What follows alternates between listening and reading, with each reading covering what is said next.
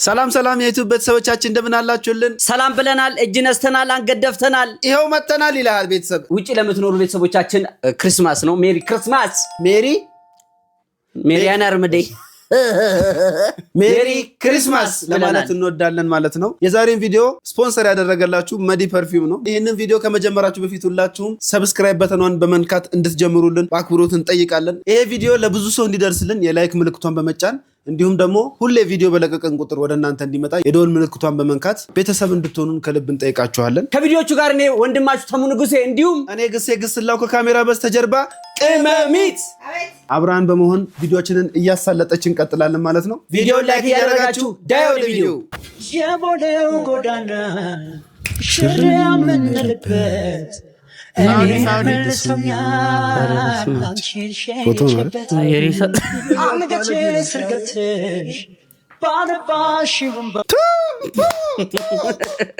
የአንዳንድ ሰዎች ፎቶ የመነሳት ሱስ ደግሞ ሌላ ታሪክ ውስጥ ነው ያለው። ወገን እንደምንነሳበትን ቦታ እየለየን እንጂ ምን ነክቷችኋል? ጭራሽ የቀብር አስፈጻሚ መኪና ላይ ፎቶ መነሳት ጀመራችሁ። አበባ ባገኛችሁ ቁጥር ይሄ ሞራልሽማ ለራጅም አትመለሽም አንቺ እንዴ! ኧረ ለራጅ ለአልትራሳውንድ በዚህ ፎቶ የመነሳት ሱስሽ ምክንያት ቁጭ ብለሽም ትነሻለሽ አንቺ። እቺን አንቺን ቢጤን መልከትና ደግሞ አብረን ጠቅለል አድርገን የታባሽ ሻይ በዳቦ ሻይ ጠጪ ይላል። I am trying to መቀፈል my dad ይላል። ምን ማለት ነው በአማርኛ ሲተረጎም? አባቴን ለመቀፈል እየሞከርኩ ነው። መቀፈል የሚለው ቃል ውጪ ላላችሁ ሰዎች ብዙም አንደርስታንድ ላታረጉ ትችላላችሁ። ምን ማለት ነው? መቀፈል ማለት ብር መውሰድ፣ መጠየቅ፣ መለመን። ቀፈለ፣ አስቀፈለ፣ አቀፋፈለ የሚለው ቃል እንግዲህ የሚተረጎመው በምንድን ነው? ገንዘብ ተቀበለ፣ ከሰው ወሰደ። አዎ ቆንጆ አማርኛ ምህዋሩን እንትን በጠበቀ መልኩ ምህዋር ምንድነው? ቪዲዮን እንመልከት። እኔ እንተወኝ እፈትልልሃለሁ ወርቅ ጥለት ግምጃ አነክስልሃለሁ።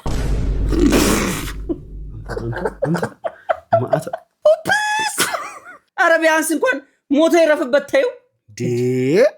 ወዴት ነው እየሄዳችሁ ያላችሁት ወገን? ነፍስ ይማር ብለናል አባትየው። ለአንቺ ግን ብልግና ነው። ይሄ ጄኔሬሽን ከመቃብር ጋርና ከቅብር ጋር ያለው ነገር እንዴት ነው? በፍረቱ የተደፈራችሁ ነው። በፊት እኮ ጭር ሲል እንደው ቸርች እንኳን በመቃብር በኩል ስናልፍ እንዴ ኧረ እንትን እንደው አይጠቆሙም ሁላ ይባላል። አዎ እንዲህ ነው ይባላል። አሁን ለምሳሌ ይሄ እንትና መቃብር ነው ብላችሁ ጣታችሁን እንዲህ ነው የምታደርጉት እንጂ ጭራሽ አይጠቆሙም። እንዲህ ብላችሁ አፍጥጣችሁ አታዩም። በዛው አፍዝዛ ደንግዛለ ይባላል። የአባቴ አጥንት እሾህ ሆኖ ይውጋ የሚባለው ለእንዳንቺ አይነቱ ነው። ይውጋሽ፣ ለዛውም ግራ መቀመጫሽ ነው። ጭራሽ ሞቶ እንኳን ቅፈላውን አላቆምሽም። የት ይብረር? አርፈው እንደዚህ ያደረግሻቸው በህይወት እያሉማ ምን ልታደርጊያቸው እንደሚችል እንዴ! ይሄኔ ከተማ መሀል እያኖሩ መንነዋል በልጃቸው ምክንያት። ወይኔ እኔ አባት ሴት ናት ደግሞ እኮ ሴት ናት፣ አካልን ሴት ናት። አቶ ግን ወንድምስ ወንድም ደበሉ የሆነች ልጅ ወንድ ይሆናል እንዴ? ኧረ አንቺ እኮ ምን ካሜራማን እኮ ነሽ። ስነ ስርዓት ነሽ ይኑርሽ። ምንድን ነው የምትንተባተቡ? ቦቅቧቃ ቆፍጠን ብለህ በማርያም ተይ አትረብሽ ብትል አይሻልም? እንደውም ስለ ብር ስታነሺ የኢትዮጵያ ብር ምን ያክል ቫልዩ እንዳለው አንድ ወንድማችን ሰምተን እንመለስ። እሺ። በዚህ ሰዓት እንደተሰማው መረጃ የኢትዮጵያ ብር በዓለም ሶስተኛው ደካማው ገንዘብ መባሉ ተሰምቷል። በአንድ ዓመት ውስጥ ብቻን ብር ዋጋው በ15 በመቶ መዳከሙ ነው የተዘገበው። የኢትዮጵያ ብር ዋጋ በተያዘው የአውሮፓውያኑ ዓመት ብቻም ከአሜሪካ ዶላር አንጻር ዋጋው በ15 በመቶ ማሽቆልቆሉ ብሉምበርግ ዘግቧል። ብር እንግዲህ በአሁኑ ወቅት ከአርጀንቲናው ፔሶና እንዲሁም ደግሞ ከቱርኩ ሊሮ ቀጥሎ በዓለም ደካማው መገበያያ ገንዘብ መሆኑ ዘገባው ጠቅሷል። እንደውም ዘይት መቼም እኛ ቤት እኮ መረረ ነው እንዴ! ትልቁ ወጪ እኮ ነው። እንደውም የዘይት ፋብሪካዎች እኛ ቤት እየመጣችሁ ማስታወቂያ እንድትሰሩ በዚሁ አጋጣሚ መልእክታችንን እናስተላልፋለን። ነው በሁለቱም የዩቲዩብ አካውንታችን ማስተላለፍ ትችላላችሁ። ይሄ ሁሉ የሆነበት ምክንያት ምንድነው? ኢምፖርት እንጂ ኤክስፖርት ማድረግ ትተናል ማለት። አትሳሳት ማታውቀው ነገር ለምን እንደሆነ ልነግርህ ነው። ገሴ ቆይ አንተ ኢኮኖሚስት ነህ። እንደሱ አይደለም። በፊት ዘይት ኢትዮጵያ ውስጥ ነው የሚሰራው። በፊት የኑግ ዘይት ይባላል፣ የኦቾሎኒ ዘይት ይባላል። የኦቾሎኒ ቅቤ እኮ ነው፣ ዘይት የለም። እንስማማ እንጂ ወገን እየተስማማን። እሺ የሱፍ ዘይት አለ፣ የሸሚዝ ዘይት፣ የተለያዩ ዘይት ነበሩ። አሁን ግን ምንድነው የምናደርገው? ሰሊጡን ምኑን እንልክና በዶላር እንደገና ዘይቱን እንገዛለን። ተመልከትልኝ እንግዲህ እውቀት ኢትዮጵያ ውስጥ ላሉ ነገሮች ቫልዩ እየሰጠና ለመሆኑ ዋጋ እያስከፈለን ነው። አሁን በዛ ላይ 200 ብር ማለት እንዴ ዩዘን ቦልት እኮ ማለት ኤሊ ነው። በዚህ ሁኔታ አንተ የብሔራዊ ባንክ ዋና ገዢ ነህ። አንተ የሀገራችን ላይ አሉ የተባሉ ምሁራን ያሉበት ኢኮኖሚስት ነህ። አንተ እኮ ጀስት ነዋሪ ነህ እኮ የደሃ ነዋሪ መታወቂያ ተሰጠ። አረጋኝ እንዴ ኑሮማ አሁን የዓለም ሎሬት ረዳት ፕሮፌሰር ዶክተር ይበይን በለኝ እኮ ምን ቀረኝ እንዴ? በኑሮ ምክንያት እንዴ ምን ሆናል? አውጥቼ መገዛው ራሴ ነኝ አይደለ? ገንዘቡን አውጥቼ እና የገዛህ እንደሆነ ኢኮኖሚን የምትቆጣጠረው አንተ ነህ እንዴ? ያንተ ቅራቅንቦ ብር ከዚህ ከፉአድ ሱቅ ያልፋል እንዴ? አያልፍም። እሱንም በዱባይ ያደረግ አይደለም እንዴ? 1000 ብር ሳወጣ አይደል እንዴ? እንደዛ በግ ተገዝቶበት ከብት ተገዝቶበት ፍየል ተገዝቶበት ደግሰው አሾይና እንዳላሉ እናቶቻችን አሁን እኮ 100 ብር ትልክ ብላ ስትወጣ ግልገሎቿ እንዳመለጡ በግ ስለ ብሩም አታንሳብኝ፣ ስለ ወጪም አታንሳብኝ። ድሮ እናት ጋር ዝም ብለህ ይዘህ ሄደህ 200 ብር 300 ብር ሸበት እያደረክ ትመጣለህ። እኔማ አሁን ከልገሳት ነው ያ ሁሉ አይንዬ ጭራሽ እናቴን ለላርግ ችግሩ እኮ ነው ምን ላርገው? እሺ አሁን ላይ አንድ ጀሪካን ዘይት ይዘህ ሄርክ ማለት ቤት ሰንጋ ያንጋጋህ እንደገባህ ነው። መሬት በገዛለት ደስተኛ የምትሆን ይመስለኝ። በዛ ልክ አሁን ገንዘብ ምን ያህል ቫልዩ እንዳጣ ተመልከቱልኝ። አሁን ላይ ብዙም ኢኮኖሚስት አይደለንም፣ ያን ያህልም ዲቴል አይደለም። አንተ ከከበረ ድሃነትና ከሰርቲፊኬት ካለው የድሃ ተመዝጋቢ የኢትዮጵያ ግለሰቦች ውስጥ አንዱ ነህ። ፎኮቲያም ድሃ የሚለውን የክብሬን ማንነቴን አትንኩኛል እንጂ መች ዘሎ ይገባል የሰው ደጅ ለድህነት እንኳን ከቶ አይሰጥም እጅ። አሁን ላይ ብሩ ከመጥነኑ የተነሳ አሁን አሲዩም እያደረገ መኖር ጀምሯል። ተመልከት አንድ አለ አሲዩም ጀስት በቃ በማሰብ ሊኖር ነው።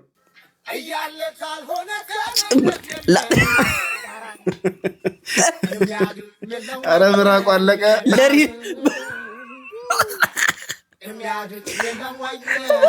ከማል ልቅል ስንት ብር ወጣብኝ? እየከፈለ እኮ ነው ወጥቶ ከማከል ላይ የኔ አባት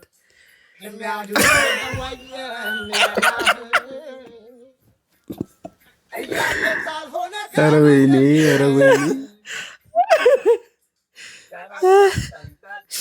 ወራጊስ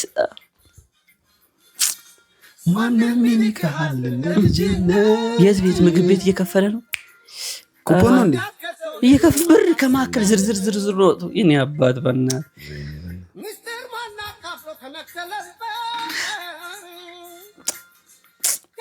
የሚያግዝህ የለም ወይ የሚረዳህ እያለ ካልሆነ ነገር ከሌለህ የለህም። አንተ ችስታ ሀቅ ነው። ከማከል ጀስት አሲው ነው አንዳለኛል ሌላ ምን ላርጋ አይታላል። ለወረቀት ብር እጤውን እንዲህ ካስጨነቀ የብሬን እኮ ነው። ለወረቀት ብር ማለት ነው። እጤውን እንዲህ ካስጨነቀ ሪል ብር ቢያገኝ ማለት እንደዚህ ነው እንጂ ድሮ ትዝ ይላቸዋል። በቡና ቅጠል በወረቀት በምናምን የዛን ጊዜ ግብይት ያምጣው ፈጣሪ አሞሌ ሰጣችሁ በሬ በምትወስዱበት ሰዓት ወይኔ ድህነት ግሴ እቺ ተባራሪ ጥይት ነው የሚደፋት። ተንቀለቀላለች። ማን አድርሷት? እሱ ጋር ተንቀለቀለ። ማን አድርሷት? ወንድም ፈለኩ እኛ ነን እንጂ እዚሁ ክንትው አድርገን የምንደፋት። በዘጠናዎቹ ጊዜ የነበሩ እናቶቻችን ግን እንዴት ነው ልብስ ገዝተውልን ትምህርት ቤት አስተምረውን ሆዳችንን ችለውልን ከዛ ደግሞ ሽርሽር የሚባል ነገር ደግሞ ነበር። የሆነ ሰዓት ላይ አንበሳ ግቢ ምናምን እሱ ለኛን ያልደረስኩ። እንዴት ነው እንደዛ ሲወስዱ ነው የነበረው? በእርግጥ ያኔ እንትን ነበር፣ በረከት ነበር ያኔ። ልጅ በረከት አለው ይባላል። ያሁን ማን ነው ታዲያ? የዳይፐር ወጪ ራሱ ቀድመ ከመውለድ በፊት ካልኩሌት አድርገው ብለህ ትፈነዳለህ። በእኛ ጊዜ ምን ብለው ነበር እናቶቻችን ራሳቸውን አሳምነው የነበረው? ልጅ በድሉ ያድጋል። ቆይ ነው ላውራ እንጂ አንድ ሺህ ዓመት አላወራ። ምን አለበት ሰማይ እዴ ይበርታ አስጨነቅኩ አይደል? ልጅ ከተወለደ በኋላ ዳይፐር ከተደረገለት እግሩ ብራኬት ይሆናል። ከዛ ራሳቸው እንዲህ ብለው አሳምነዋል። ቦምብ ብታፈነዱ ከዚህ ሀሳባቸው አትነቅላቸው። የሽንት ጨርቅ ነው። ከስር ፌስታል ይደረጋል። ላዩ ላይ አንሶላ ተጣጥፎ ያረጀ አንሶላ ይደረጋል። ስስ አንሶላ። ከዛ ጠዋት ሲነሳ ከአንሶላው ካለፈ ሽንቱ ፌስታል ያለው ከዛ እንዲህ ተደርጎ ሄዶ ሸዋ በቃ የዛን ሰዓት አባትም 6-7 ቢወለድም ግድ አይሰጠውም። የታሸገ ምናምን አይደለም፣ ሙቅ ነው። ብረስት ፊድ ይባላል። ከሱ ሲያልፍ ሙቅ ነው። የተጋጥክ እንዴ ተይዞ እንዴ ብለው ከዛ እያልክ እንደዚህ ይዞ አይታል ክትት ያደርጉና ጥርቅ ክትት ያደርጉባል። የሆነ የጅብሰም ሰራተኛ ነው የሚያስመስሉ እኮ። ደግ ሰዓት ነበረ። እስቲ እሱን ሰዓት ካላችሁ ኮሜንት ሴክሽን ላይ ጻፉልን። የኔ ንግድ አይደለም። ይኸውልህ ንግድ ማለት ተደምሮ ተቀንሶ እዚህ ምድር ላይ የምትኖረው 67 ዓመት ከዚህ ውጭ ያለው ኑሮ በአጠቃላይ ዘላለማዊ ህይወት ላይ ነው። እኔ 13 ዓመት ከ5 ወር እስር ቤት ነበርኩ። 8 ዓመት ደግሞ ጨለማ ቤት ነው የኖርኩት። 4 ዓመት ከቲና ታስሬያለሁ። 8 ዓመት ጨለማ ቤት እየሆንኩ የኔ አይምሮ ተቀይሯል። ለምንድን ነው? ኖበዲ ነው ምንም ነገር በቃ እዛ ውስጥ ያለው እግዚአብሔር እናንተ ብቻ ናችሁ። ያ የምትወዳቸው ጓደኞች እንሞትላላን ያሉ ከቤተሰቦቹ ውጭ ሁሉም እንደጉም ተን ነው። እዛ ጋር ቁጭ ብለህ ሻይ መጠጫ ታጣለህ። እዛ ጋር ቁጭ ብለህ አንድ ኮካሪና ትካል። ሁሉም ሰው ይጠፋል። ያን ጊዜ ያለ አጠገብህ እግዚአብሔር ነው። ስትሞትም ለካ ንብረትህን ማያገለግልህ። ስለዚህ እኔ የተረዳሁት ነገር እኔ በማልፍበት ሰዓት እዚህ የሚቀር ነገር የሚጠነባ የሚሸት የሚከረፋ እንጂ ለእኔ ምንም አይደለም። ለእኔ ምንም አንድ ሰው ማዳን ነው። አንድ ሰው ማዳን ለእኔ ምንም ከተፈቀደልኝ ውጭ በ100 ብር ቃምጥቼ 300 ብር የሚሸጥ ከሆነ ባላወቀ ህብረተሰብ ላይ እኔ ልበለጽግ እችላለሁ። አይምሮዬ ግን አይበለጽግም። እኔ ላተርፍ የምችለው 10 ነው። ከዚች ውጭ ያለው ነገር ግን ህዝብህን ጠቅመህ መሄድ አለብህ። ለህዝብ መሆን አለብህ። ገንዘብህን ለህዝብ መሆን አለብህ። ማካፈል አለብህ። መስጠት አለብህ። እድለኛ መሆን አለብህ። ገንዘብን ነጋዴ መሆን ይችላል ግን እንደዛ ብለው አንዳንድ ጊዜ የሚሉ እስኪ ከዛሬ 6 ዓመት በፊት አንድ ቴሌቶን ወይም የመንግስት መዋጮ ላይ ሂድና የመጀመሪያው ብር ምንድነው የሚለውን ወደ ኋላ ሄደ አምጣ። እኔ ከእስር ቤት ተፈትቼ ስራ ጀምሬ ማዋጣት ከጀመርኩ በኋላ ግን 30-40 ሚሊዮን ምን ሆኑ ጌጥ ሆኖ ማለት ነው። ትናንትና 100,000 ብር የማይከፍለው ነጋዴ ተስቦ 5 ሚሊዮን ላይ ገባ፣ 10 ሚሊዮን ላይ ገባ፣ 50 ሚሊዮን ላይ ገባ። ነገሩን አየህ አዞርከው። ይቻል ነበር ግን ተንገብግበናል። የት ልናደርሰው? የት ታደርሰዋለህ? ስለዚህ ያገኘውን ነገር ለወጣቱ፣ ያገኘውን ነገር ላንተ በታች፣ ያገኘውን ነገር ለህዝብ ለሚጠቅም ነገር ላይ አውለው። ላንተ መኖሪያ እንደነገርኩ አንድ እንጀራ እንኳን አትበላም። አሁን ጊዜ ሆነ የምትሄደውና የኔ እንትን አንደኛ ትርፉ ተመጣጣኝ መሆን አለበት። ሁለተኛ ያገኘው ገንዘብ ደግሞ ማካፈል መቻል አለበት። በቃ ማካፈል ነው። ለምን ይዘው አትሄድም? ስትሄድ የጋብቻ ቀለበት እንኳን ብትኖር እንደዚህ አርገው ፈተው ቁጭ አድርገው ባዶህን አድርገው ነው የሚሄዱ። ሁሉም ነጋዴ እንዲያውቀው እንፈልገው ያካበተውን ነገር ሁሉ ሳይበላው በበሽታ ነው የሚሞተው። ከሞተ በኋላ ክፋቱ ግን ደግሞ ምን አድርገልኛል? ላንተ ጸጋና ሀብት ሰጠው፣ ምን አደረከው? እግዚአብሔር መጥቶ በእጃችን ይሰጣል? አይሰጥም።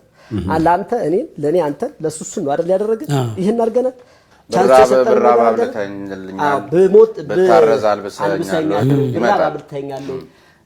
ብታስር ጠይቀኛለሁ። እሱን አይደለም ያለው በሱ አምላክ የተፈጠረውን ሰው ነው። አየህ።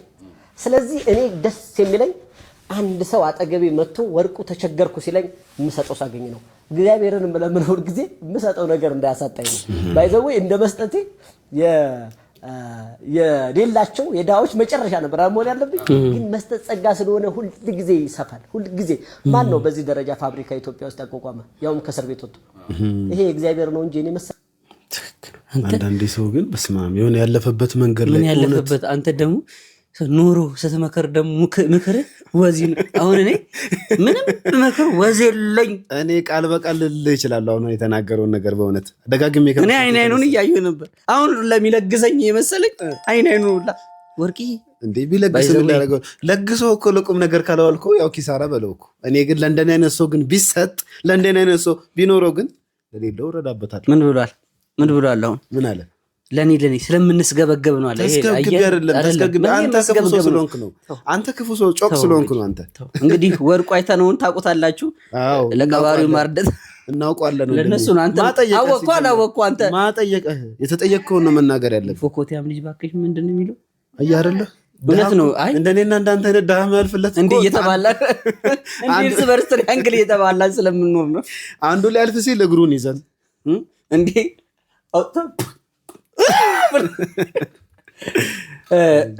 የሚገርም ንግግር ነው።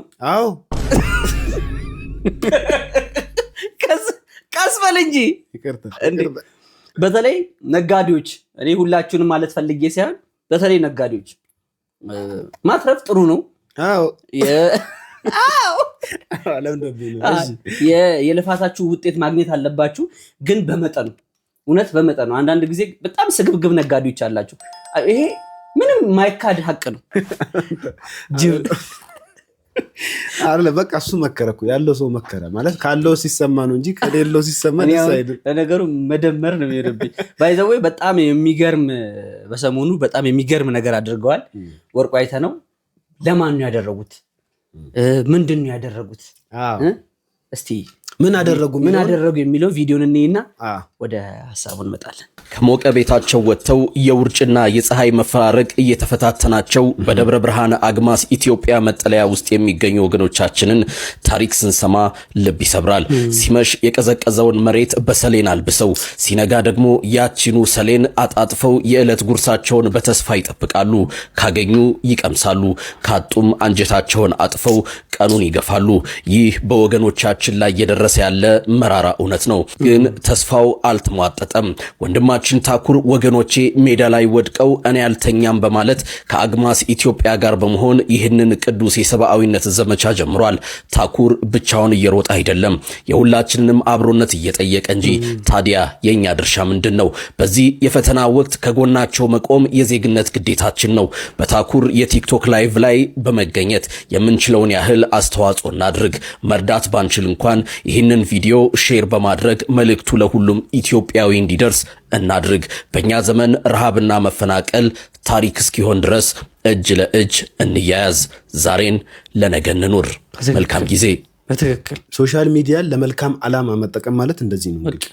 ከዚህ በላይ ምን አለ? ሶሻል ሚዲያን ከተጠቀምንበት እንደዚህ ለመልካም ነገር ካዋል ነው ብዙ ነገር እናደርግበታለን።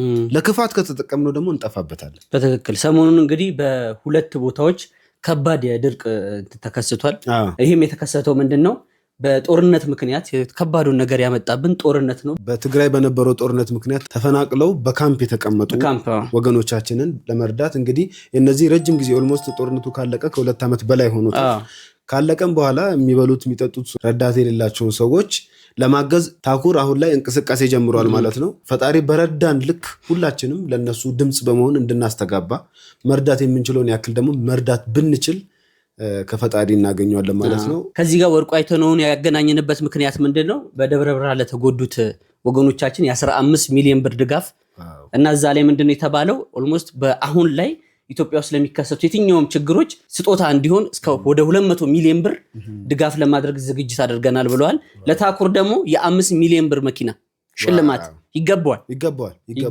በቃ ደግ የሚያስብ ሰው ከሆነ ኢንፎርሜሽኑም የለንም አናቆም ነበር። በታኩር ምክንያት ነው አሁን እንቅስቃሴ የተጀመረው ማለት ነው።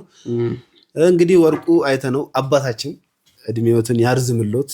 እኔ እንደውም ለኔ ባለውለታዬ ነው። ባይዘው ምን አርጎላ እኔ እሱን ሳይ እያየሁ ነው ያደግኩት። ምን አገባ አየው እንዴ? እኔ ያየሁትን ሁሉ አንተ ማየት አለብህ እንዴ? ወንድሜ ኧረ ተረጋጋ እባክህ። እኔ እኮ ጀስት ጥያቄ ነው እባክህ። ያንተ ጀስት ዝም በይው። እኔ እናገረዋለሁ።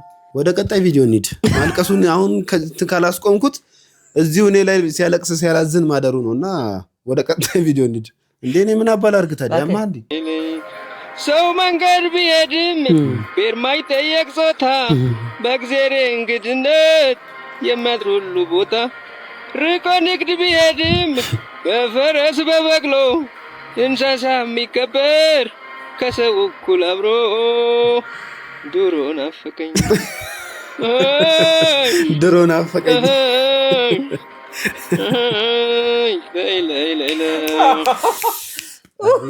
ቤት ግን ያስተላለፋት መልእክት አይደለም። የሰው ልጅ ቀርቶ እንስሳን እንኳን አክብሮ የሚቀበል ማህበረሰብ ነበረን እና ድሮ ናፈቀን። እውነቱን ነው።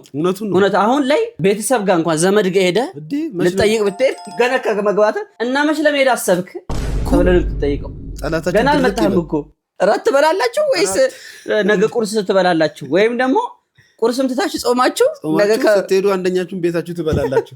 እንደዚህ የሚባልበት ጊዜ ነው አሁን ላይ ያለን። እንደው ፈጣሪ ደጉን ጊዜ ያምጣልን። አሁን ላይ እንደውም ይሄ ዘመድ ምናምን የሚባለው ነገር ቀስ በቀስ እየቀዘቀዘ የመጣበት ጊዜ ነው። በዚህ ምክንያት ነው መስጠት እንደ መጉደል እየቆጠረን ነው።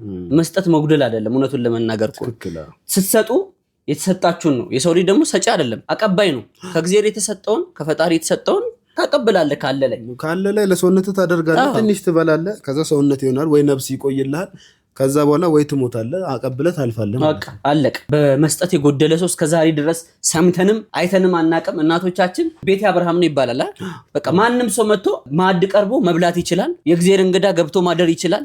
እንዴ ሞዝቮልድ እንትን ባይኖረው እንኳን ቁርበቱን ነጠፍ አድርጎ ቁርበት ላይ ያስተኛል። ድሮ ቁርበት ነበር፣ ሌላ የተሻለ ነገር እንኳን። አሁን ግን ፎቅ እንሰራለን፣ በ10 ምናምን ክፍል ይኖረዳል። ብቻችንን ነው የምንኖረው። እንግዳ በቃ እንትን ልል እኮ ታምሜ ልመጣ ሲል መንገድ እኮ ወጥቼ እንትን ልበር። በመስጠት የጎደለ ሰው የለም፣ በመስገብገብ ግን የጎደለ ሰው ማዕት አይተናል። ስንቱን አተርፍ ባይ አጉዳይ ስንቱን አተናል። አንተ እኮ አተርት አለህ እኮ ተረት ገንዘብ ነው የሌለ እሱ ይመጣል ቀስ ብሎ። አሁን ደግሞ ያለችን ስሰጥ 20 ምናምን ዓመት ከየት ነው ይመጣው? ወይኛ እንሂድ። ተስፋ መቁረጥ የለብህም። ለምን ተስፋ እንሂድ? ይመጣል አልኩ ይመጣል። ለምን እናደክመዋለን? የኔ መንገድ ላይ ተንጠባጥቦ ቢሆንስ? ስተኛ ጥሩ ሀሳቦች እየመጡልኝ ነው። አንተ ብቻ በርትተህ ስራ። እኔ ልተኛ። እኔ ስተኛ ብዙ ህልም ስለማይ ድሮ ናፈቀኝ። ፍቅሪዝም አዲሱን የጸሎት ስታይል ላውንች አድርጓል። ምን አይነት ጸሎት ደግሞ ይሄ? የሱ ጸሎት ከዚህ ከጣሪያም አያልፍም እኮ፣ ለራሱ ነው የሚሰማው። ሰውየው ጨልሎ አሁን ጭራሽ ከኢትዮጵያ ወጥቷል።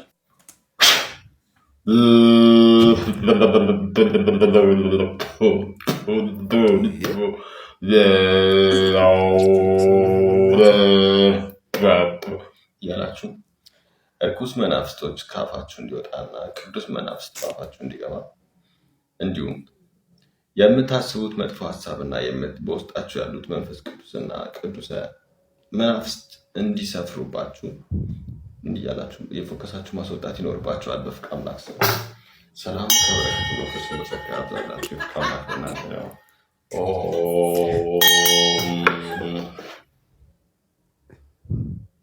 እስቲ በል እንደሱ እንደዚህ ያፍየል እንትን አለ ባይዘው ማለት ነው። አንዳንድ ጊዜ ምን ይመቸኛል መሰለኝ ከእምነቱ ምናምን ውጪ ሁላችን ስነ ስርዓት ኖሩን ስነ ስርዓት ይዘን እንድንኖር ይፈልጋል።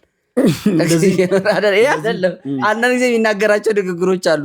ሰውየው እዛ ሀገር ሄዱ ማዲያት በማዲያት ወደ ጭራሽ